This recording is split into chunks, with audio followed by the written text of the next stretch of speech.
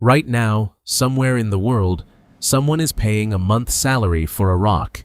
Not gold, not silver. A rock that is, chemically speaking, almost identical to the pencil in your drawer. Carbon. That's it. That's the whole secret. So how did a piece of compressed carbon become the single most desired object on Earth? How did it end up on wedding fingers, in royal crowns, and buried in the bloodiest conflicts of the last 2 centuries? The answer isn't really about geology. It's about one of the most successful stories ever sold. Diamonds form nearly 100 miles beneath the Earth's surface, under pressure and heat so extreme that carbon atoms are forced into the tightest lattice structure known to science. Volcanic eruptions, some over 1 billion years old, dragged these crystals up toward the surface, trapped inside a rock called kimberlite. For most of human history, nobody knew this. All they knew was that in certain riverbeds in India, strange, impossibly hard stones kept turning up.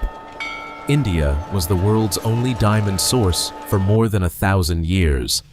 Ancient Sanskrit texts described these stones as sacred, believed to protect warriors in battle and ward off evil. Roman soldiers thought diamonds were splinters of fallen stars. For centuries, they weren't cut, weren't polished, and weren't sold to the public. They were reserved for kings. Then, in the 1700s, India's mines began drying up. The world's diamond supply nearly vanished. It should have been the end of the story. It wasn't. In 1866, a teenage boy walking near the Orange River in South Africa picked up a strange, glittering pebble. Within 20 years, that pebble had triggered one of the largest mining rushes in history. Thousands of men descended on a patch of land that would eventually become the town of Kimberley, digging what is now called the Big Hole, a crater so vast it can be seen from space. And that's when the real story begins. Because the sudden discovery of massive diamond deposits created a problem nobody expected. There were suddenly too many diamonds. If the market flooded, prices would collapse, and diamonds would become as common as quartz. So, in 1888, a businessman named Cecil Rhodes founded a company to solve exactly that problem. It was called De Beers. De Beers didn't just sell diamonds, it controlled nearly the entire global supply, buying up mines and stockpiling stones to keep them artificially scarce. For decades, this worked.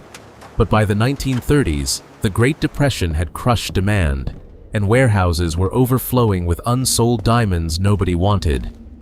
De Beers needed something no mining company had ever needed before, a reason for ordinary people to want diamonds forever. In 1947, an advertising agency in New York created 4 words that would change human behavior worldwide. A diamond is forever. Before this campaign, diamond engagement rings weren't a tradition. Most couples exchanged simple bands, or nothing at all. Within a decade, an artificial rock had been transformed into the ultimate symbol of eternal love, and De Beers had convinced millions of people that a wedding without a diamond wasn't a real wedding. But scarcity built on marketing has a dark side. As demand exploded through the 20th century, diamonds became entangled in some of Africa's most brutal conflicts. Rebel groups in Sierra Leone, Angola, and the Congo funded civil wars by trading rough diamonds for weapons. These stones became known as blood diamonds, and the human cost behind their sparkle sparked international outrage, eventually forcing an entire industry to create certification systems just to prove a diamond's origin was clean. Today, the story has taken another unexpected turn. Scientists can now grow diamonds in laboratories in weeks, atom by atom, chemically identical to anything pulled from the earth. The industry that built its empire on scarcity is now facing a future where diamonds might no longer be rare at all. And that's the strange truth hiding inside every engagement ring, every anniversary gift, every diamond earring passed down through generations. The stone itself was never really the treasure. The story we were sold about it was